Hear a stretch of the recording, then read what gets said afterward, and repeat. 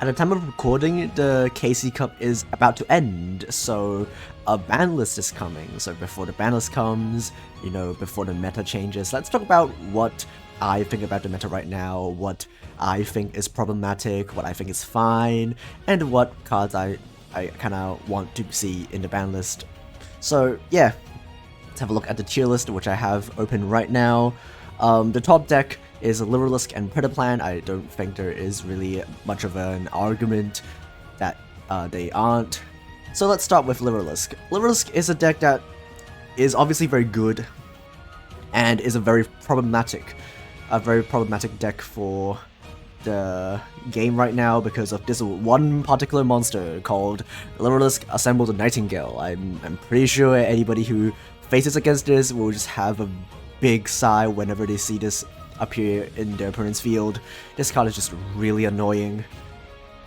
It can detach a material as a quick effect to make all of your Lyrilusc monsters unable to be destroyed by battle or card effects, and also you just take no damage the entire turn, even if it removes if it's removed from the field, you still take no damage during the turn you use this effect. It's like powered in Zektron in Crystons, but you can use it whenever you want, not just, you know, in the main or battle phase. And also, it just protects all of your monsters. And also, if you make it using Cobalt Sparrow, which you should if you're playing Lyrilusc, you just can't target it as well, so you can't, you know, negate it with something like a Chalice, for example. So pretty much the only counter to this is exactly Droplet. That's like the only good counter against this card, exactly. Eclipse is okay, but the issue is that it doesn't really stop the effect. It, you know, you just put it face down, which allows you to remove it with targeting effects, but it doesn't actually remove the card itself or stop the effect. So you still can't win this turn. That just allows you to get rid of it. But yeah, it's pretty much a situation of either you draw Droplet or you don't. If you don't draw Droplet, you're kinda screwed. If you do draw Droplet, they are kinda screwed, because like Droplet just completely cooks this deck if you draw it during second.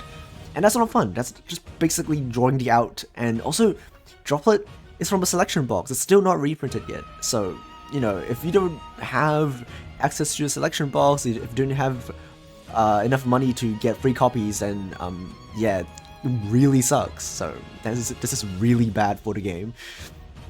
And also, this deck is just really good in general, because every monster that you make using Cobalt Sparrow as material just cannot be targeted, and that's ridiculous. And like Ensemble Robin just can get to like 5 materials and bounce 5 monsters when they're special summoned, and that's really, really, really good. Yeah, this deck is really, really insane. Should be hit last KC Cup. Don't know why they didn't do it. And yeah, it's tough on how they should be limited, because, you know, the problem card is very obviously going to be Assembled Nightingale, but like it's so important to the strategy that, you know, I would like to see it banned, but like, you know, it's the boss monster of the archetype, and it's like the identity of how this deck works. So realistically, it's probably going to be limited to 1, or maybe 2, and then alongside something else. Maybe like a Cobalt Sparrow or even Beryl Canary, because, you know, this card is actually really good because it allows you to revive the Assembled Nightingale if it's sent to the graveyard. Maybe like a Dengirsu, sending it to the graveyard. You can still revive it with Canary and then attach the Wagtail to it from the graveyard, and then you get infinite grind game because it can attach itself every single time. So yeah, the skill is actually not that big of a problem compared to like other skills. The problem is more about the cards themselves, which is kind of rare in today's meta in Duel Links, because usually it's a skill that makes a deck broken and not the cards themselves. Usually it's like the cards themselves are kind of meh, and then the skill makes the cards OP, but like in this case, the skill is kind of okay. Like, I wouldn't really change anything with the skill. The skill is not that big of a deal. Maybe you can change the skill a bit, but like, it's fine, it's fine. The skill also restricts you from summoning anything other than Lyrilusc, which is pretty good. Yeah, so yeah, that's for Lyrilusc. Let's have a look at Predaplant. Okay, so my take about Predaplant is that it's kind of not too big of an issue. But I do think that the skill needs to be nerfed. So let's have a look at the skill first. The skill says, oh, that's a really bad, really, wow, what? Okay, so let me just explain what the skill actually does. The skill searches any Predaplant card, which is insane. Like that's like probably the most consistent deck by far in the entire meta is going to be Predaplant, because you just reveal any two Predaplant card or fusion card or anything, and then you just get to search anything. That's kind of ridiculous. So what I would change is to change the skill to only search spell traps. And what this accomplishes is, well, first of all, you can't just, search the Hydra going second and then just immediately tribute something your opponent has. That's kind of ridiculous, right? You can't interact with it, so you just like blink once and then just your monster's gone. You can't even, stop your opponent from searching it, which is kind of ridiculous.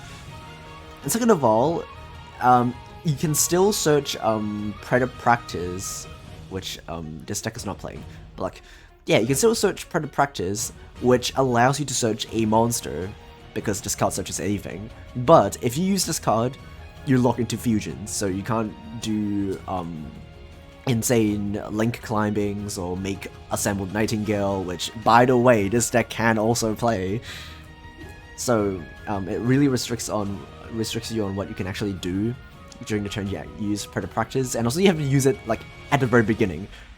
So you can't, link climb a bit first and then use this card, because it locks you afterwards but not beforehand, so yeah. And then you can also, negate the thing that searches the monster. So it's a lot more manageable. Even if you use Predaplant, summon something and then grab the Hydra, let's say if you have like a monster with a quick effect that, negates a monster effect, like Crystal Wing, for example. At least you can still use the Crystal Wing on the thing that your opponent summons before it gets tributed off for the Kaiju. So at least you're still getting some value out of the monster that you have on your field. So I think that's a good way to kind of lower the power of Predaplant, because the skill is just very ridiculous. And that's the main issue. And also, I guess, Assembled Nightingale, if it's limited to one, that also stops the deck from playing it alongside Super Poly. So that's also something that might happen. And also, if the skill is limited to searching spell traps, the deck now has a much harder time to make Assembled Nightingale turn 1, because they need to draw a very specific hand to be able to do that, because otherwise if they only draw like one level 1 monster, they still need to get another level 1 monster, and if they grab Predaplant, they're locked into fusions. So yeah, that's pretty much all I would do against this deck. I don't think any of the Predaplant cards need to be limited or banned or anything like that. I think the skill is the main issue, and if they limit the skill a bit, I think the deck is fine. Also, the deck has a real problem against back row, which is good, which means the deck isn't, broken. Okay, tier 2. Fleur, let's have a look at Fleur. What are Fleur decks even doing right now? So, first of all, I think the Bish Balkan version is not good. I think, hitting Puzzlemino, even though it sounds stupid, because, they can still do the combo, it doesn't stop them from making Bish Balkan. Even though Bish Balkan is annoying if it works. But it's bad, usually, from, all of the Fleur players I've faced against, like, every time they go first and make Bish Balkan, like, it's more often than not that actually is, like, the worst play than, not doing it. You're much better off doing, like, Sun Avalon combos and ending on the Bengal Lancer Link 4 alongside, like, a level 9 Synchro. like Wolfariet. That's realistically a much better end board than trying to cheese using Bishbalkan. Bishbalkan is just not very good. And then they can also use like the Dogmatica stuff, which is insane. Again, they should hit the skill last ban list, but they didn't do it, so I hope they do it this time. Yeah, none of the cards are really the problem, it's just a skill that's ridiculous. Make them limited to synchro summoning during the turn they use it.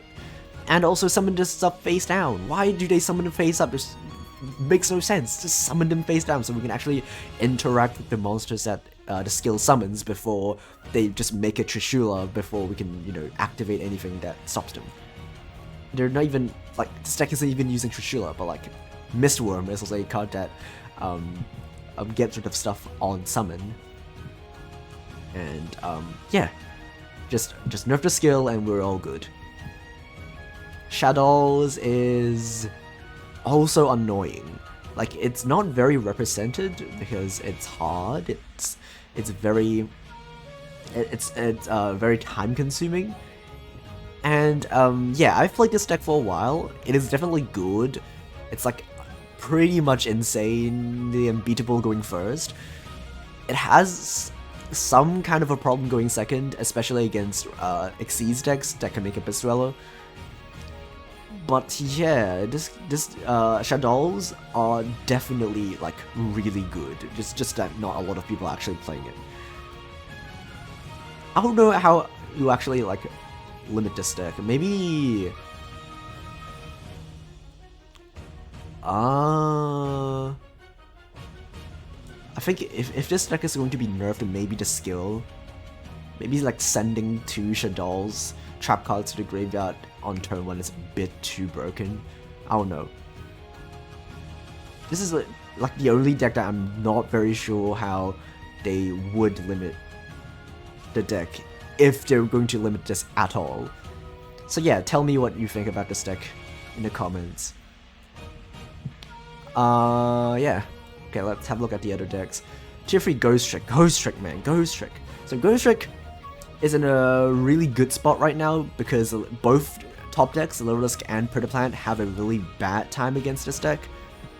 Because this deck just has like in-archetype counters to both strategies. Because, you know, the field spell just makes the Assembled Nightingale kind of do nothing. And then also Predaplant has a big issue against back row decks, and Ghostrick is a really good back row deck. Yeah, Ghostrick is undeniably good in this meta. I don't know how good it would be when Lyrilusc and Predaplant aren't going to be the top decks. So the deck is already severely hit even before it's, you know, released, because, you know, Jack Frost, Lantern, Fairy, they're all limited, Scarce limited. I don't know, maybe if they hit the deck, it would be like the skill. Maybe they will limit how many times you're allowed to use the effective skill, because currently you can kind of just use the skill every single turn. It's a once per turn. It's not like a twice per duel thing, it's just a once per turn. You can use it like infinitely, which is kind of insane. So if I'm going to change anything, it's probably I'm going to make the skill, you know, at least not infinite. You can make it like twice per duel, and that would be good. But like, other than that, this deck is not too insane. It's just more annoying than it is insane.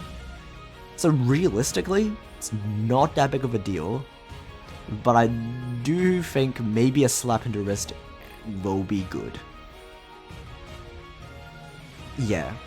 So like, as long as the decks in the meta are better against back row decks, maybe like a Borrowlink for example, if decks like Borrowlink are meta, decks like these probably won't be as good as it is right now.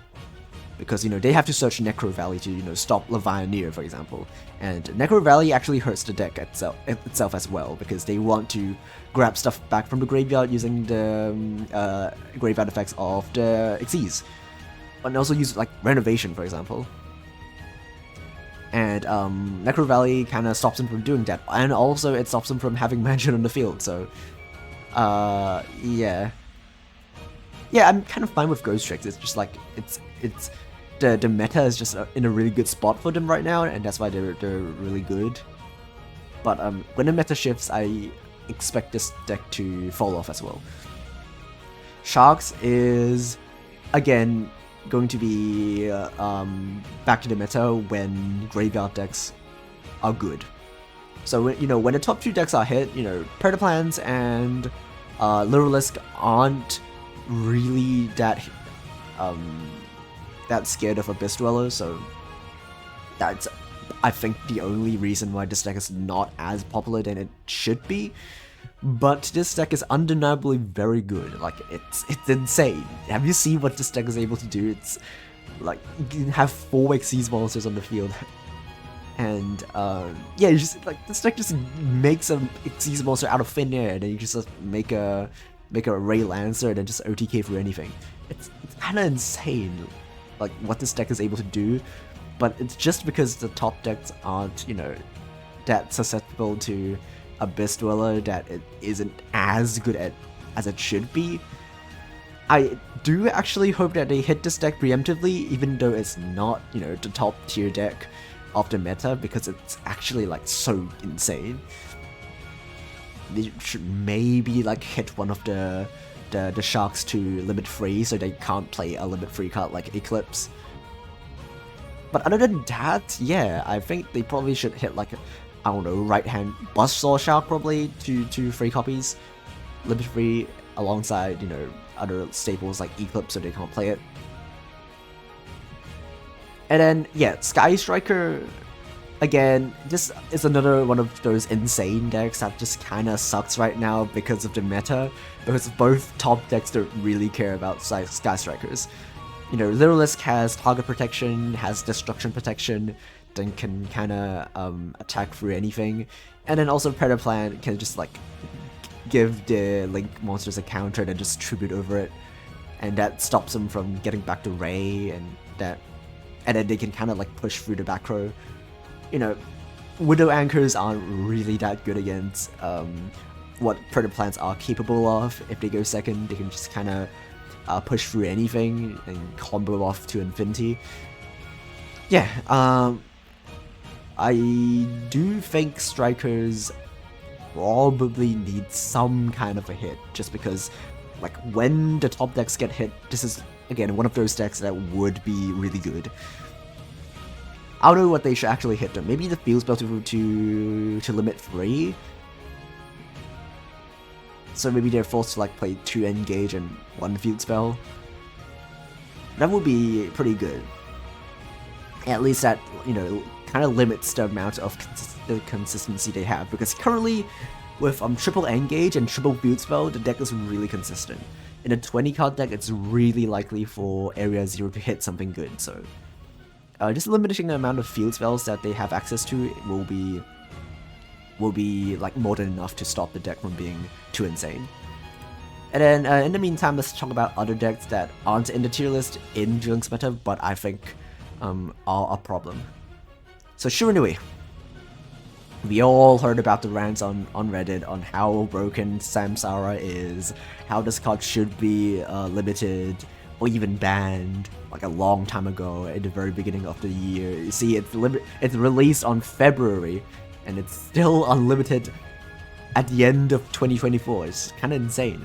So Shiranui is really good in this current meta just because of the top 2 decks in the meta. Both Predaplant and Lyrilusc have a problem against exactly Samsara. So Predaplant have a hard time against back row, as I said, and Shiranui, can just loop Samsara, and they can just search it even if they pop it once with Phoenix. You can just search it again with Smith, but that this deck isn't playing. But a lot of decks are playing Smith to search it, so you don't even need to hard draw it. You just search it with Smith anyway, and then you will have access to it. And also Lyrilusc doesn't really do anything when you take no damage, And also, yeah, Sun Saga is a really powerful way of popping monsters without having it targeting any of their monsters. You can kind of stall with Samsara until you draw Droplet, and then you go Droplet, negate their stuff, and then Sun Saga, pop everything. And also, Shiranui Samurai is kind of a hard counter to Assembled Nightingale, because you just punch it, and it just gets banished, and then never comes back, and it's kind of insane. So, Shiranui, kind of an insane deck in this meta right now, but I believe that, you know, once they hit the top decks, again, instead of this deck being better, it will be worse, because, you know, the good matchup. It's kind of like the Ghostrick situation. But I still think that the continuous trap should be hit, because it's not healthy. It's infinite stall, it's searchable. You know, when every other stall card is hit, why is this card not hit? You know, it's just frustrating. So even I'd rather they hit this card and then unlimit one other Shiranui card. Maybe like unlimit Solitaire and then hit this to limit 1, for example. That would be a good hit. So yeah, what other decks I think will be a problem? Cyber Dragons is fine. This deck is like fine. I'm fine with Cyber Dragons. Borrowlink, Unchained, these are all okay. It's kind of insane that like we would think that Borrowlink would be like broken because they didn't really hit this deck after the last KC Cup, and then now it's just kind of like doing nothing. But I do believe that this deck will come back when the top decks are hit, because the issue with this deck is kind of that it sucks against the top decks right now, but you know, when the top decks get hit, it will come back. Time Thief is like another one of those decks that it's good on paper, but like sucks in the meta. Time Thief is still at full power. It's still really, really insane when it gets to go first, but you know, sometimes you just need to go second, and the deck will struggle. And yeah, Unchained is like really fair. I don't think any of the Unchained cards need to be hit. It's like I really like Unchained because like it's cheap, it's fair, it doesn't use a broken skill. It's like 10 years again, but like I like Unchained. What else? True Draco is not very good.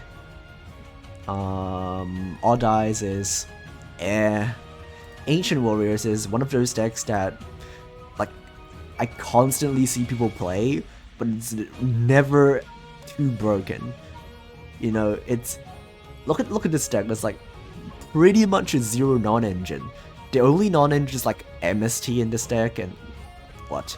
The Wind Kaiju. Everything else is just engine. And the boards that they produce is very manageable. They die to like Droplet, they die to Eclipse.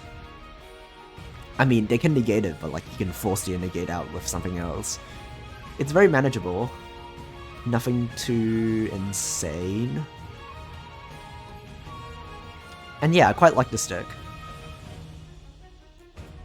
And also, yeah, the skill isn't too broken. You can stop this with like any sort of card removal. That's fine. Okay, so that should conclude my thoughts about the meta and what cards I think should be hit and yada yada. So yeah, yeah. I do hope that Lyrilusc and Predaplant will no longer be the top decks when the ban list comes. And I will see you when the ban list hits, and we'll see how many of my predictions, or rather my wish list, would come true. So yeah, thanks for watching, and bye bye.